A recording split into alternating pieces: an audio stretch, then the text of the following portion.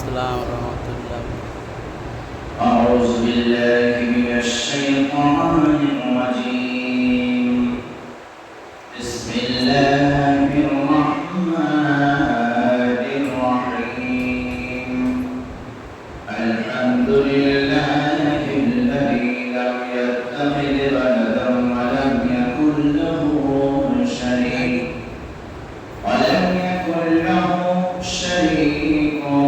في الملك ولم يكن له ولي من الذل وكبره تكبيرا.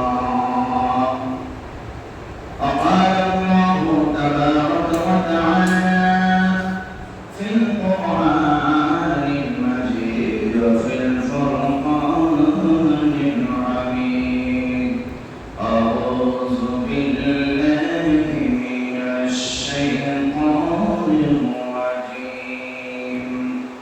بسم الله الرحمن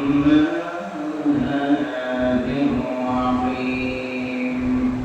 يا بني أقم الصلاة وأمر بالمعروف وانه عن المنكر واصبر على ما أصابك إن ذلك من عزم الأمور.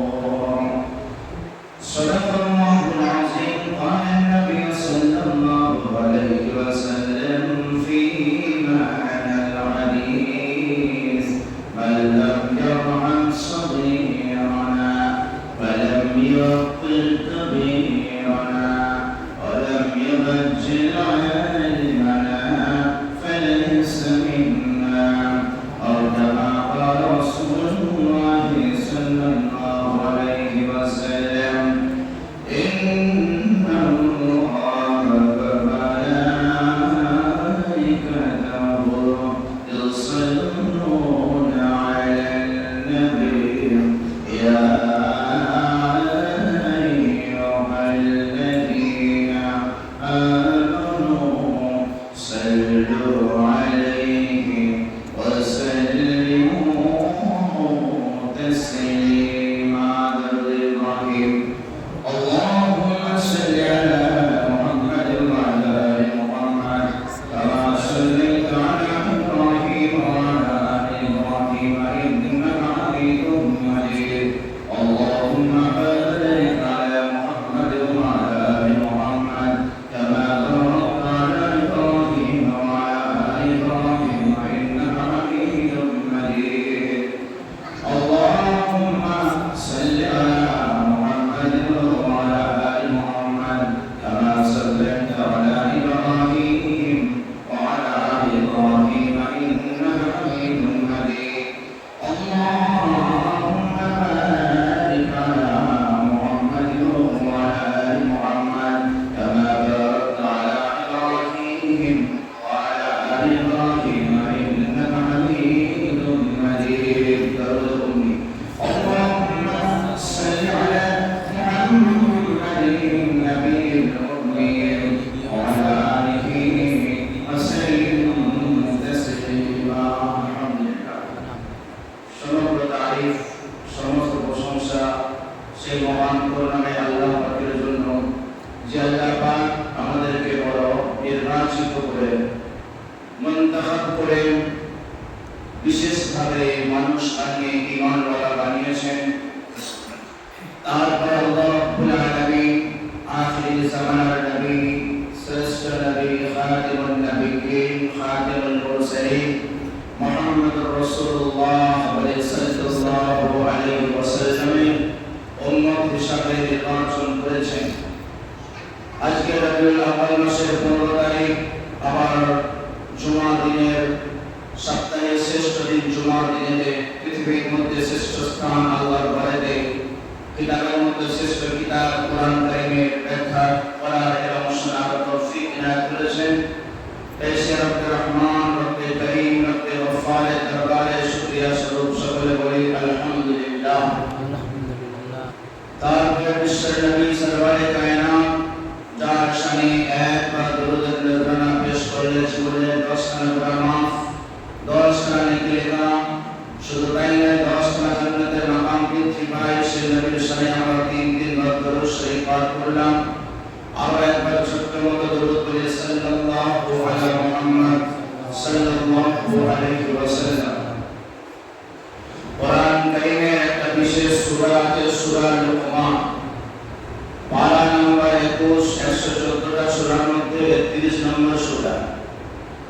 ওই সূরা লুকমানের মধ্যে আল্লাহ রাব্বুল আলামিন পূর্বেকার একটা আল্লাহর ওলি, আল্লাহ তাআলার বিশেষ বান্দা ঘটনা বর্ণনা করেছেন এবং তার উপদেশকে উল্লেখ করেছেন। এবারে লুকমান, যার নামের পাশে আমরা আলাইহিস সালাম, যেমন নবীর মর্যাদা তেমন লুকমান আলাইহিস সালামের মর্যাদা আমরা দিয়ে থাকি। যদিও মতবিরোধ আছে, কোন কোন ওলামায়ে কেরাম বলছেন তিনি নবী ছিলেন, কেউ তো বলছেন নবী ছিলেন না, তবে বিশাল একটা আল্লাহর ওলি ছিলেন, দরবেশ ছিলেন। কি ছিলেন? দরবেশ, জামানার বড় আল্লাহর ওলি ছিলেন। তবে যেমন থাকো, তেনার নামের ক্ষেত্রে যেমন নবীর নামের পাশে আলাইহিস সালাম বলা হয়, তেনার পাশে আলাইহিস সালামই বেশিরভাগ ওলামাদেরকে বলতে শোনা যায় এবং লিখতেও দেখা যায়। তাফসীরে তাবারি বলে একটা তাফসীরের কিতাব আছে, বিখ্যাত তাফসীরের কিতাব। সেই লুকমান আলাইহিস সালাম সম্বন্ধে বিবরণ দিচ্ছেন যে লুকমান আলাইহিস সালাম নবী ছিলেন কি নবী ছিলেন না মতবিরোধ আছে, কিন্তু তিনি জীবনে এমন কিছু নমুনা পেশ করেছেন যেটা নবীদের মতো, এবং এমন কিছু উপদেশ করেছেন যে উপদেশটা আল্লাহ পাকের পছন্দ। সূরা লুকমানের মধ্যে আল্লাহ তাআলা সূরা লুকমানের মধ্যে লুকমান আলাইহিস সালামের অনেকগুলো উপদেশের মধ্যে 19 কম বেশি 19টা উপদেশ উল্লেখ করেছেন। কথা বলেন কম বেশিটা 19টা কম বেশিটা উপদেশ উল্লেখ করেছেন। সেই উপদেশ বলার আগে একটা ব্যক্তিকে চিনতে হয়, ব্যক্তিটা কেমন ছিলেন। সেই ব্যক্তি সম্পর্কে বিবরণ দিচ্ছেন যে তিনি দেখতে পুরো একটা খাস ছিলেন না, কালো রঙের বর্ণের মানুষ ছিলেন, নিবাসীদের মধ্যে বা চীন দেশের মধ্যে চ্যাপ্টা নাম ছিল, হযরতে বিলাল হাবশীর মতো অনেকটা তিনি দেখতে ছিলেন।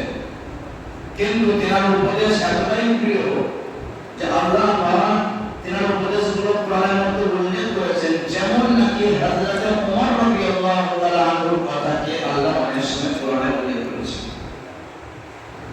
হযরতে ওমর একটা সেই ব্যক্তি যে ব্যক্তি একসময় রাসূলুল্লাহ সাল্লাল্লাহু আলাইহি সাল্লামের পর্দা নেওয়ার জন্য এসেছিল। বলুন নাউযুবিল্লাহ।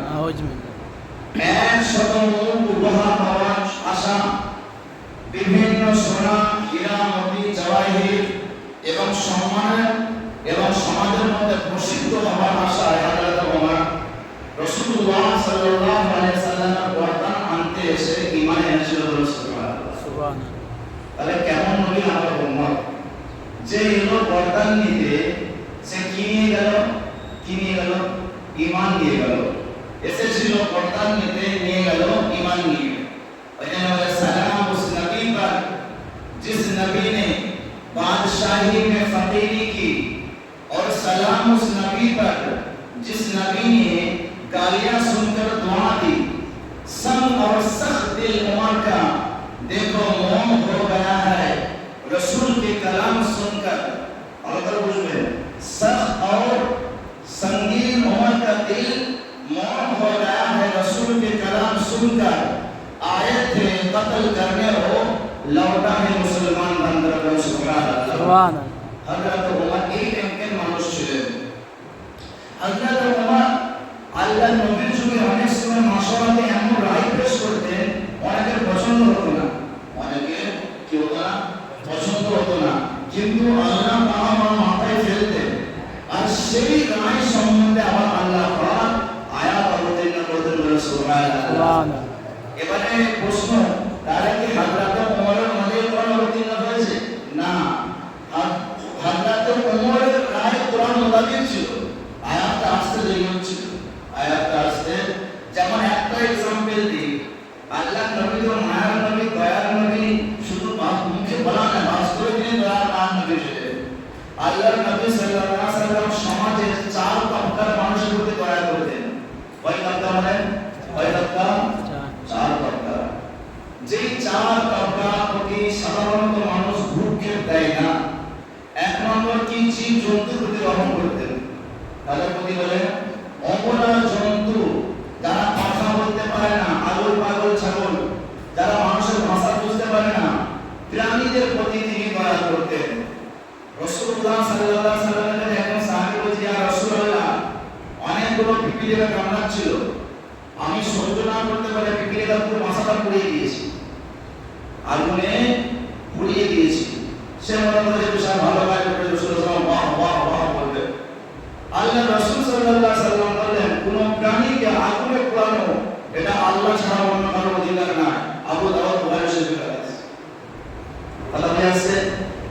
তাহলে রাসূলুল্লাহ সাল্লামের কাছে সে বড় আশা নিয়ে এসেছিল, মনে করে যে তারিফ করা হবে যে তিনি পিপিলিকা পর্যন্ত জ্বালিয়ে দিয়েছে, এটা তিনি বরদাস্ত। রহমতের নবী, তিনি দয়ার নবী, একটা চিউটির উপরে জুলুম হবে সেটা তিনি বরদাস্ত করেননি।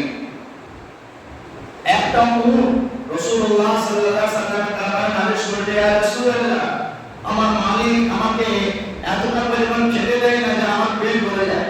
আপনি দেখুন যে আমার পেট এবং কোমর মিশে গেছে, মানে ঝুলে গেছে। আপনি বলেন উট কথা বলতে পারে? কেন বলতে পারবে না? আমাকে কথা বলার ক্ষমতা কে দিয়েছে? আল্লাহ। তাহলে আল্লাহ দিতে পারেন না? আর এই মানুষের কথা বলার ক্ষমতা কে কাটতে পারে? আল্লাহ কাটতে পারে। সবই তার হাতে। তো রাসূলুল্লাহ সাল্লাল্লাহু আলাইহি ওয়াসাল্লামের জবানের সামনে তার জবান খুলে গেছে। আল্লাহ নবী বলছে, উট চিন্তা করো, তোমার মালিকের নাম বলো। সে উট মালিকের নাম বলে যে আমার আবু মালিকের নাম। তাকে ডাকা হলো, কি ব্যাপার গো, তুমি তোমার উটকে খেতে দাও না কেন? সে বলছে, ইয়া রাসূলুল্লাহ, আমি যখন এই উটটা রাস্তা নিয়ে বার হয়, এই উট উল্টো পাল্টা চলে। বলে কেমন? বলে যেমন আমার দূর গতিতে যাওয়ার প্রয়োজন, একে বলে ছোট দ্রুত গতিতে চল, আমি চাবুক মারি, এই গতি আস্তে করে দেয়। গতি কি করে দেয়? আস্তে করে দেয়।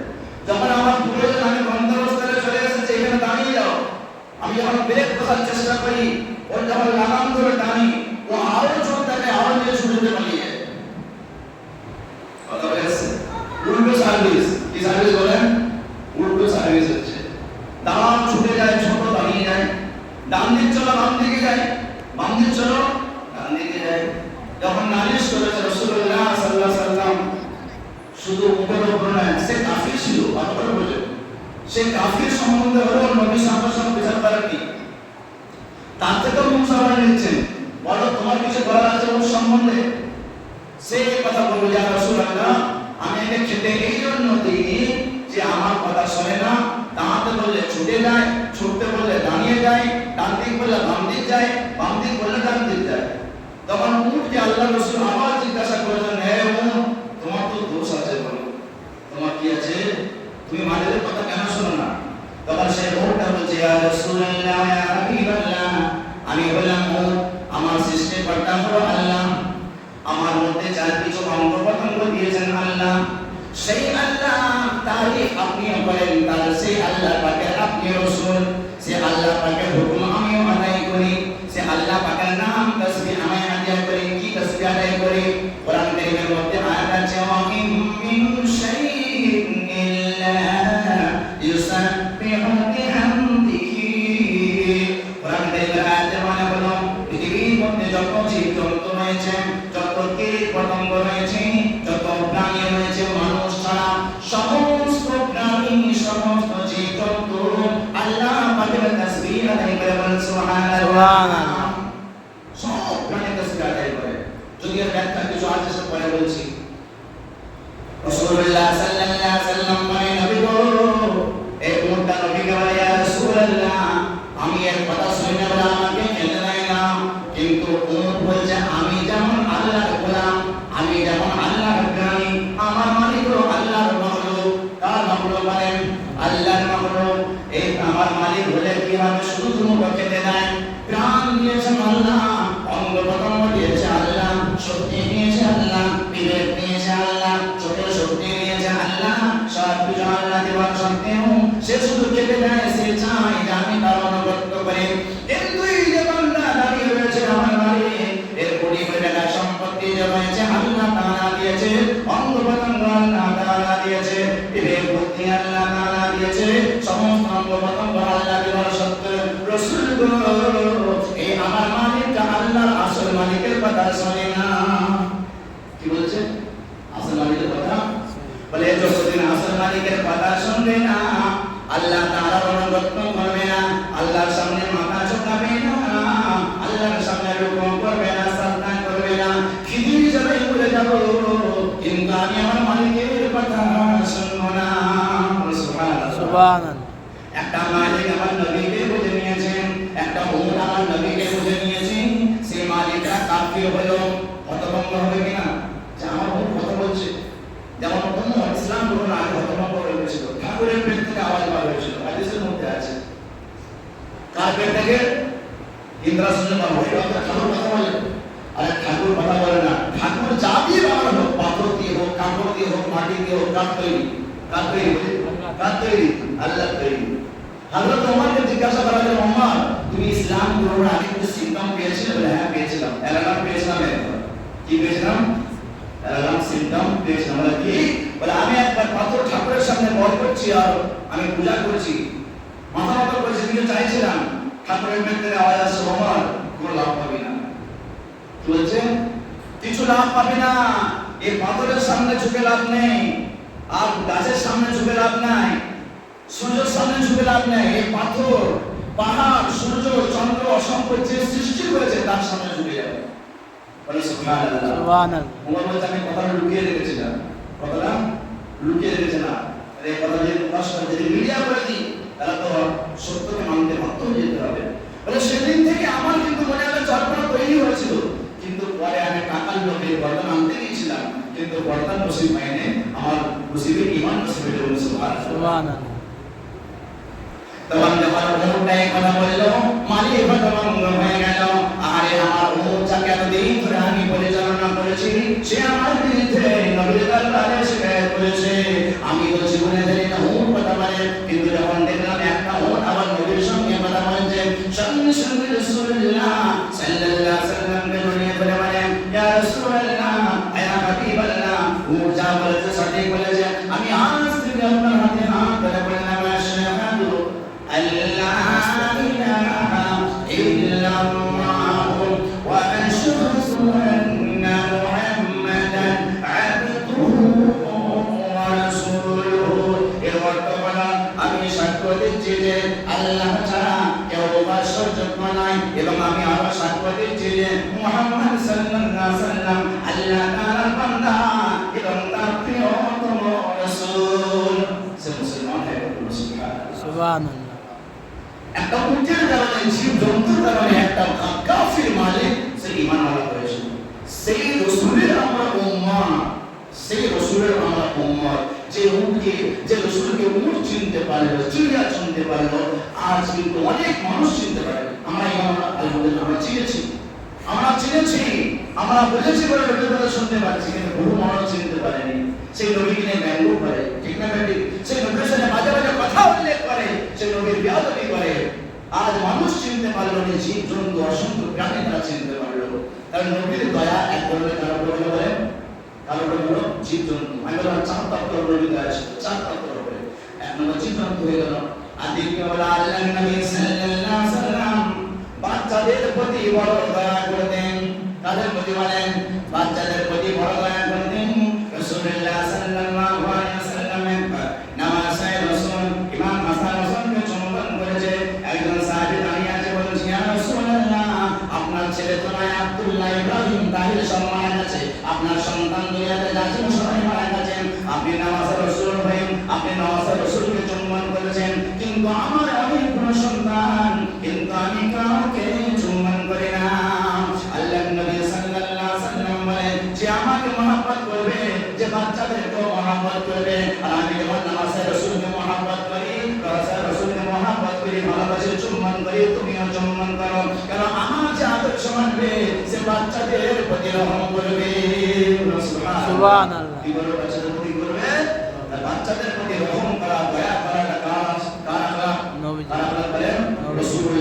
সাল্লাল্লাহু আলাইহি ওয়াসাল্লামের আখলাক, রাসূলুল্লাহ সাল্লাল্লাহু আলাইহি ওয়াসাল্লামের আদর্শ। এমনকি আল্লাহর নবী মদিনার বাচ্চারা বলছে যে আমাদের ইচ্ছা যে আমার নবীকে আগে সালাম দেব। ভালো করে বলেন, অনেকে আমার সালাম দেওয়ার চেষ্টা করে, আমাকেও সালাম দেবে, কিন্তু আল্লাহর নবী বাচ্চারা বলছে যে আমার নবীকে আমি সালাম দেওয়ার উপস্থিত হতাম, কিন্তু আমার নবী আমাদের সালাম দেওয়ার আগে তিনি সালাম দেবেন। সুবহানাল্লাহ। তাহলে বড়রা যে বাচ্চাদেরকে সালাম করবে, এটা কার আদর্শ বলেন? কার আদর্শ? রাসূলুল্লাহ। এটা আলাদা বিষয়, আমরা মাসে ট্রেনিং দিয়েছি যে বাচ্চারা আমাদেরকে সালাম দেয়, কিন্তু কখনো কখনো নবীর সুন্নতকে বজায় রাখার জন্য আপনার উচিত যে আপনি নিজে থেকে বাচ্চাদেরকে সালাম করবেন। এটা কার আদর্শ? এটা কার আদর্শ? রাসূলুল্লাহ সাল্লাল্লাহু আলাইহি ওয়াসাল্লাম। তিনি যে দয়ার নবী ব্যাখ্যা করেছি, তার এক নম্বর হলো জীবজন্তুর উপর গ্রহণ করতেন, দ্বিতীয় হলো বাচ্চাদের গ্রহণ করতেন, তৃতীয় হলো আল্লাহর নবী সাল্লাল্লাহু আলাইহি ওয়াসাল্লাম যখন মদিনার মসজিদে প্রবেশ করতেন, বিভিন্ন মজলিস লাগতো, বাদশা এবং বিভিন্ন ধনবান ব্যক্তি, ব্যবসায়ী ব্যক্তি, যেখানে গরীবরা বসে থাকতো, আল্লাহর নবী সাল্লাল্লাহু আলাইহি ওয়াসাল্লাম তাদের মাঝে বসতেন। কি করতেন বলেন? বসতেন। তিনি বলতেন এবং খুশখবর দিতেন, ও মুহাজিররা, ও গরীবরা, ও নিঃস্ব যারা খেজুরের বাগান মক্কায় ছেড়ে এসেছো, পিকে পিকে বাগান ছেড়ে এসেছো, অট্টালিকা ছেড়ে এসেছো, তোমরা কোনো চিন্তা করবে না। কাল মাহশরের ময়দানে আমি রাসূলুল্লাহ সাল্লাল্লাহু আলাইহি ওয়াসাল্লাম তোমাদের হাত ধরে জান্নাতের দরওয়াজায় পৌঁছে দেব। সুবহানাল্লাহ। কাদের প্রতি রহম করতেন মানে জানোয়ারের প্রতি, পশু পাখির প্রতি, দ্বিতীয় হলো বাচ্চাদের প্রতি, আর তৃতীয় হলো গরীবদের প্রতি আল্লাহর নবী রহম করতেন।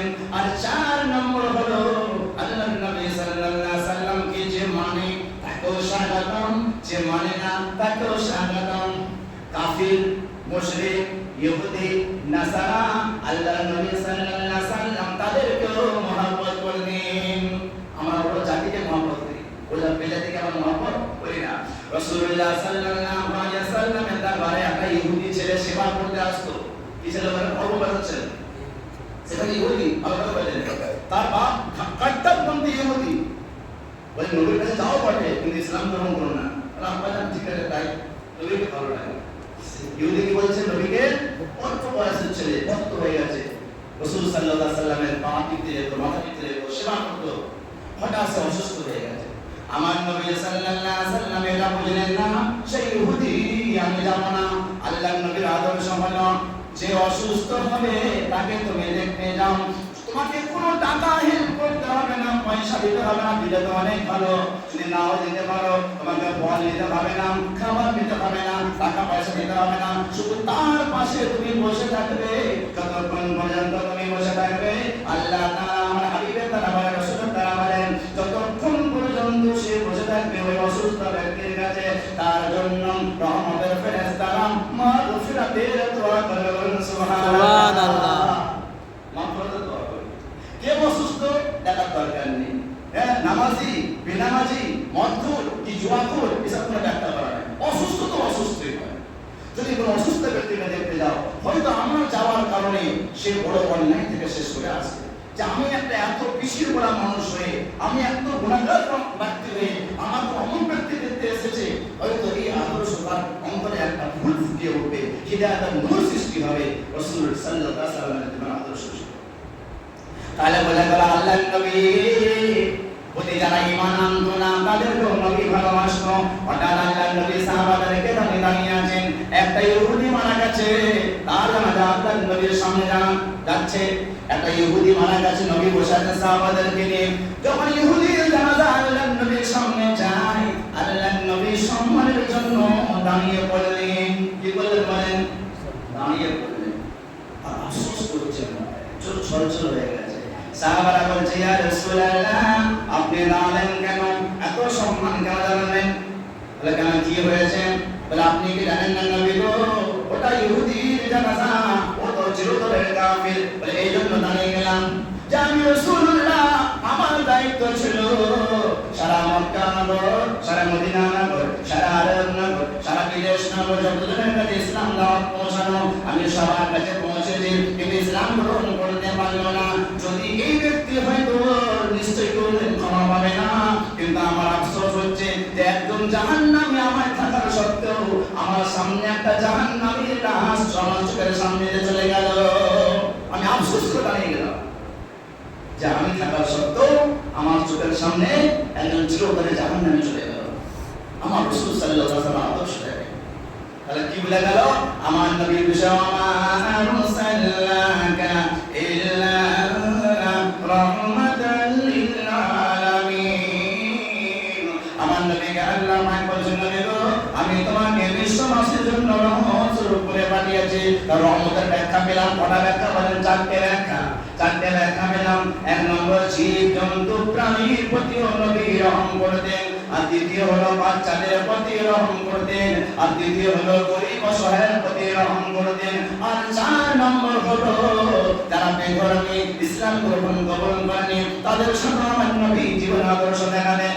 এমনকি হাদিসের মধ্যে এটাও আছে, যদি তোমার পাশে কোনো ইহুদি খ্রিস্টান কাফেরের বাড়ি থাকে, সে যদি তোমার পড়োশী হয়, তার সঙ্গে তুমি জুলুম করে একটা কোনো জুলুমের আচরণ করতে পারবে না, যেহেতু সে তোমার পড়োশী। আমার কি হলো? পড়োশী।